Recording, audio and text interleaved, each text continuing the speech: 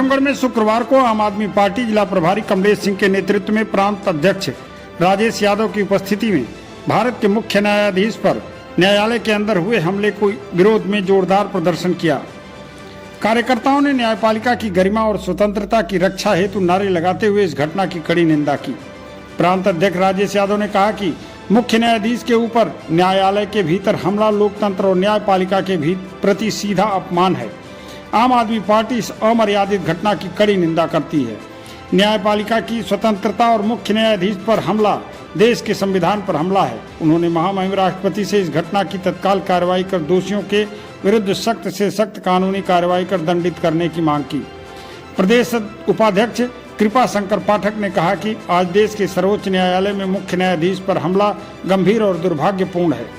विरोध प्रदर्शन के बाद जिलाधिकारी आजमगढ़ के माध्यम से राष्ट्रपति महोदय को ज्ञापन सौंपा गया, जिसमें इस अमर्यादित घटना की निष्पक्ष जांच और दोषियों के खिलाफ कठोर कार्रवाई की मांग की गई।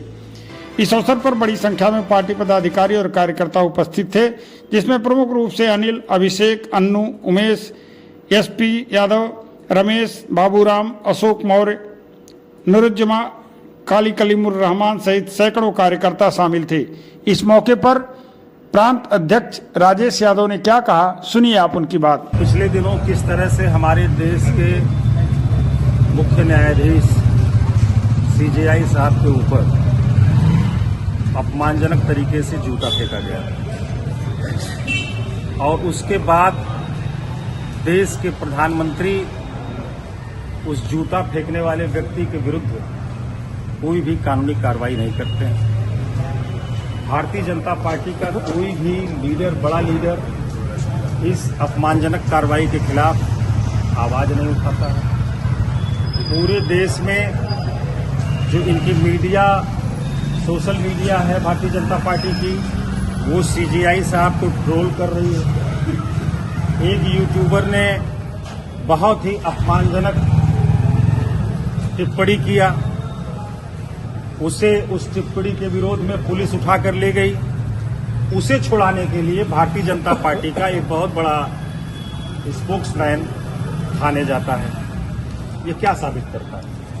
ये साबित करता है कि इस पूरी घटनाक्रम के पीछे भारतीय जनता पार्टी की सोची समझी रणनीति है।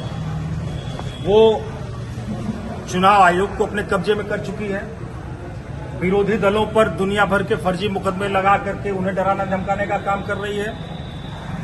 अब वो न्यायपालिका के पीछे पड़ी हुई है कि न्यायपालिका को इतना अपमानित कर दो, न्यायपालिका को अपने मुट्ठी में लेने के लिए इस तरह का काम कर दो जिससे न्यायपालिका के लोग डर जाएं, सहम जाएं।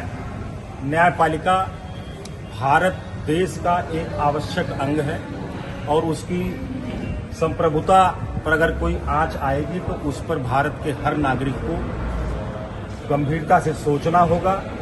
भारत के हर व्यक्ति को यह सोचना होगा कि हमारा वो मजबूत स्तंभ वो ढहने न पाए। नहीं तो सरकारें, चाहे वो आज की सरकार हो या कोई सरकार हो, अगर उसे कंट्रोल करने के लिए न्यायपालिका नहीं होगी तो सरकारें बेलगाम हो जाएंगी और लोगों का जीना दुश्वार हो जाएगा। न्यायपालिका के इस अपमान और मुख्य न्यायाधीश गवई साहब के इस अपमान के विरुद्ध हम उसे यह मानते हैं कि यह भारत का अपमान है, भारत के संविधान का अपमान है और लगातार भारतीय जनता पार्टी की तरफ से इस मसले पर चुप्पी यह साबित करती है कि भारतीय जनता पार्टी दलितों का सम्मान नहीं करती, भारत के संविधान का सम्मान नहीं करती, न्यायपालिका का सम्मान नहीं करती और वो इस पर भी नाजायज कब्जा करना चाहती है। हमने महामहिम राष्ट्रपति महोदय के नाम से आज एक ज्ञापन प्रशासन के माध्यम से हमारी पार्टी आज दी है कि इस मसले पर गंभीरता पूर्वक विचार करते हुए और आवश्यक कार्रवाई तत्काल करने की कृपा करें।